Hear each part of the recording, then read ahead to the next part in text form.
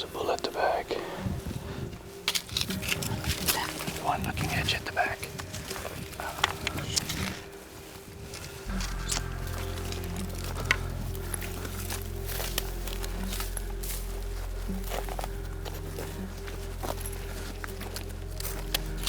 He's still at the back. Susan's got a lot of experience with dangerous game, having hunted Botswana with me, Zambia, and now Tanzania. She shot a number of the big five, including elephant, lion, leopard, buffalo, and rhino. Get on the sticks. Okay. He's gonna be at the back.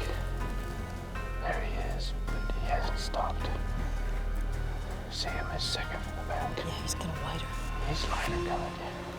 So I started hunting 20 years ago and found Africa, and I've been to Africa 10 times in the last 20 years, but it's been a while since I've been over, and getting back to Africa and hunting again and being on a long safari like this and hunting dangerous game, we're starting to bait cats, has been amazing. Texan Susan Moulton is hunting in the wilds of Tanzania with Jeff Rann Safaris, one of Africa's most elite outfitters. As a precursor to her leopard hunt, Susan set her sights on the majestic eland as bait for the big, stealthy cat known to lay in wait for its prey, then pounce with lethal ferocity in the flash of a fang. The concept with baiting a cat in is to provide a shot placement that puts him down and results in not having a dangerous situation, and also ends up with a quick, clean kill. Did you see him walking? See that green bush? Yeah. Yeah, that's him.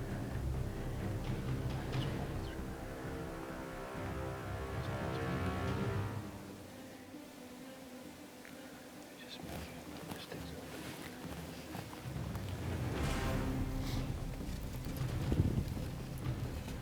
Just look through there so you can see him on. It's just by that green bush. Just see his shoulder. Can you see his shoulder? No. Can you see his body now? Is he just behind the green bush? He's just behind that green bush. I don't see any of them right now, except to the right of the bush. He just walks through the gap right there. By the green bush. He's standing there. Yeah, I see. Is that him? Yeah, but he's got his butt towards you. Yeah, he's angled and he's like right behind that bush. Yeah, exactly. Okay. Let's see. Over just a little bit. I think he's got a better shot through this feet of this tree in front of us. Through this little tree in front of us.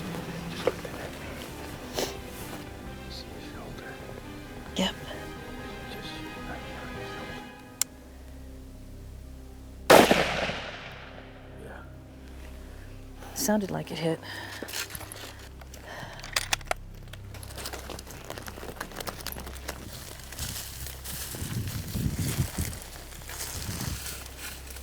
Right there, behind the tree.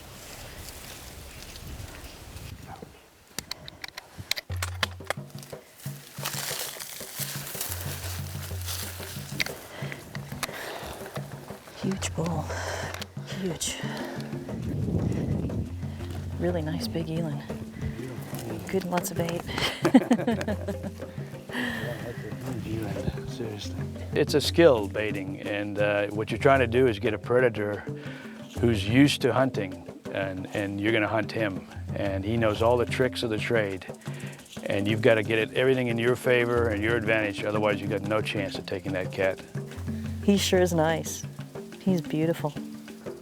We needed bait, we got bait. We got bait, that's exactly what we need. With ample bait secured, the leopard hunt is on as the hunters hang the quarters and build their blinds, ever wary of this predator known for the sudden ambush. We use the grass to build a screen around the bait to protect it from the birds and to help keep it fresh. And the cats can still smell it, so they'll come through and find it, but it basically protects it. And then we'll use the rest of the grass to build a blind when the animals come in. We'll get some grass cut, hang some more bait, cover it up nicely, and go sit this evening and see if we're lucky. Leopard hunting in this area also can be very challenging. You're in the hills, so the wind is constantly swirling and changing and shifting. Also, the cats have the advantage. After they feed on a bait, they move up into the hills, and they got a height advantage, so they can watch you and see what's going on. You're trying to build a blind, and I think they're watching a lot of the times. They're watching that bait to see if any other predators come in, and obviously see us when we come in. What's going to have to happen? He's going to start feeding before you can move the gun, probably, if he goes up the tree. So he won't be able to touch the gun until he's actually starting to feed. Cat hunting has got to be one of my favorite as far as dangerous, deadly game. There's so much work involved. You have to be clever. It's a dirty job for the trackers and for the PH. You're setting bait. You have to determine the area that you think a cat may be coming in, and it's like putting the pieces of a puzzle together. And if they get me in the right place at the right time, and all the pieces of that puzzle come together, it's my job to make a good shot. A good shot in this pursuit is first to the vitals, tucked neatly behind the shoulder, where a double lung hit ensures a quick, humane kill. Barring that, if the big cat is facing you head-on, a scowl shot is the second preference, but the margin for error is paper thin, and a misplaced bullet could lead to a perilous tracking job.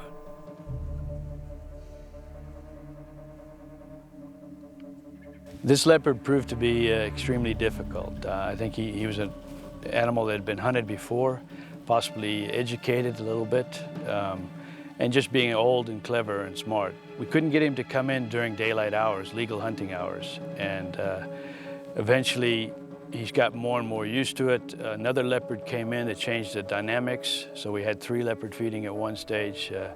We think it was 2 females and this big male. But he would never, ever give us an opportunity during daylight hours. After a long, strenuous day in the blind, Susan's attention turns to her other mission here in Africa, giving back to the local community. I've been to Africa twice in the last 9 years, I guess, 2 or 3 times only, which I used to go every year, and stopped in 2007 when my little boy was killed in a car accident. From this heartbreaking tragedy, Susan is now dedicated to preserving Will's memory and sharing his love of life with the world. And he loved hunting. We formed a foundation called the Will Smith Foundation that was inspired by Will's benevolence towards the kids in Africa. Okay, it's a little book that they read. The Will Smith Foundation that Susan manages on behalf of her late son looks at providing community services in these community-based areas like in Zambia, where you have people living in the area.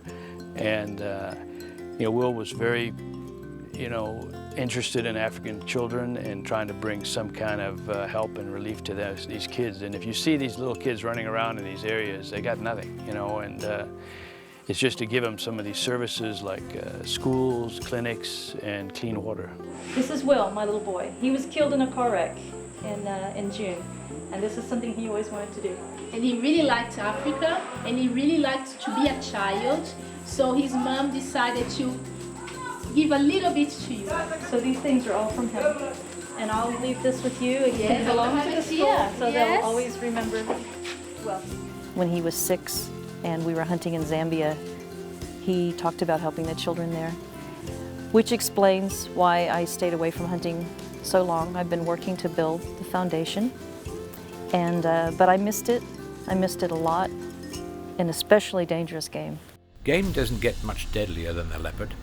And to entice their quarry even more, Jeff and Susan are looking to freshen their bait with an impala.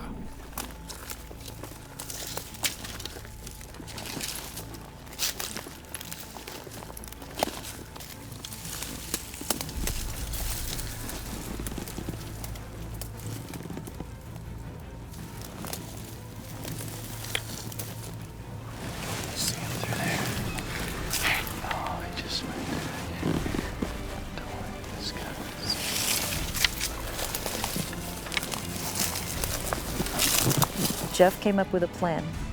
9 years ago in Botswana, we had a very clever leopard that we ended up shooting, but we had to trick him. We shot an impala and put it on the ground for him. He didn't want to get in the tree. This leopard was behaving the same way. This leopard here in Tanzania was not wanting to get into the tree. He was just coming in. If we hung something down low, well, then you have the hyenas come in, lots of activity. So we came up with a plan.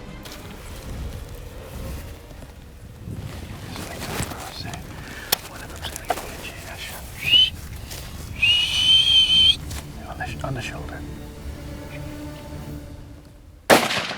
Good shot. Like that? Yep. Good shot.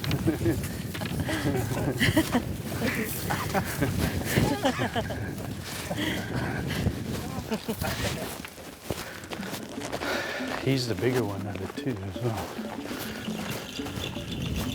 He was the one I saw. I didn't see the one in front of him over there. Yeah. Good shot. I was a little high, but sure knocked him down. We went and shot an impala. Took him this morning, dropped us in the blind at 4:30, and the trackers hung the impala right at the base for us, for the leopard to come in. And we waited. Mature leopards reach 200 pounds and move with tremendous power and deadly efficiency, turning hunters into the hunted in the blink of an eye. To avoid spooking this savvy old male, Susan and Jeff settled into their blind well before dawn, and as Tanzanian sun begins to rise, the big cat appears at last. We ended up changing the bait around, trying to give him something that we thought he would be more interested in, and that we put an impala there, fresh kill, and it worked. Okay, so you can see him. He's right behind the bait. Yeah, I see. He's kind of facing towards us. I see spots. But you haven't got a shot. He's got his body sort of covered up by that new bait we put up. Yeah. But just watch him. I see little glimpses of the white on his chest, but not long enough to shoot. Every now and again he'll move out and you can see that chest, that V on his chest. Yeah. That may be our only shot. Okay. I don't know if we're going to get that broadside perfect shot where we break both shoulders, but just kind of be ready. As he came into the base, he just came quickly around the base and got behind the bait, where you could just see the spots behind you. He had me get on the rifle, get on the scope. I could see him, but I didn't have a clear shot. The light's getting lighter on us. Yeah. Sun's coming up, so. He's been there a while. He's been there a while. I don't know how much longer he's going to stay either. Okay. He was behind the bait and would not come out. And we waited, we watched him, and Jeff said, you know, you're probably not going to get a broadside, and you need to be ready. If he shows you his chest, anything at all, if he comes out at all, you need to take a shot, and it's just going to be a small window. Okay, watch him, he's starting to move out. Yeah. Okay, he's got his head down. Yep. Okay, take the safety off slowly. Okay. Get on him. Shoot him just above his head into his spine. When you're hunting these cats, often you get an angle that's not quite right, and the situation's starting to change, the leopard's about to leave, but there are times where you have to take a shot that's not necessarily the exact shot that you want. While the frontal shot is far from ideal, it is still plenty lethal when placed with precision, which is exactly what Susan intends to do. Shoot him just above his head, right over top of his head. Ready? Yeah, go anytime you're ready. Squeeze the trigger. Okay. Reload. Stay on him. If he gets up, shoot. Just as he put his head down to eat, I shot him right at the base of the neck, and he went right down. Of course, Jeff went out just to make sure and had me cover him in case he jumped up, but he never felt a thing. He went right down.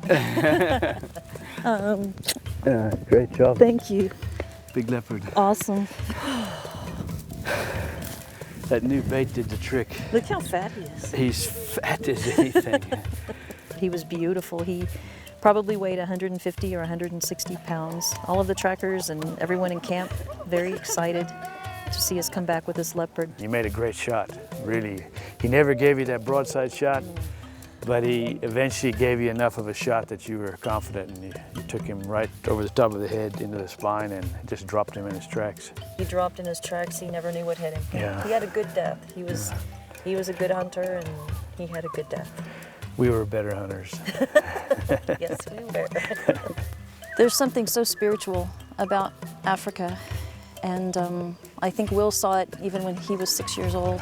He talked about the children that he saw here, how he wanted to help them. I've been away from Africa now for several years. I've been away from hunting for several years. I've been focusing on creating this children's foundation in Will's name and carrying out what he would have done if he'd lived beyond his 8 years. I'm very remorseful today to leave. It's such a comfort to be here. No one comes to Africa once. It gets in your blood, and you come back again and again. I took a break for a long time, and I've missed it so much. I realize on this trip, spending the 2 weeks out here in camp, just how much I miss it, and I can't wait to come back now.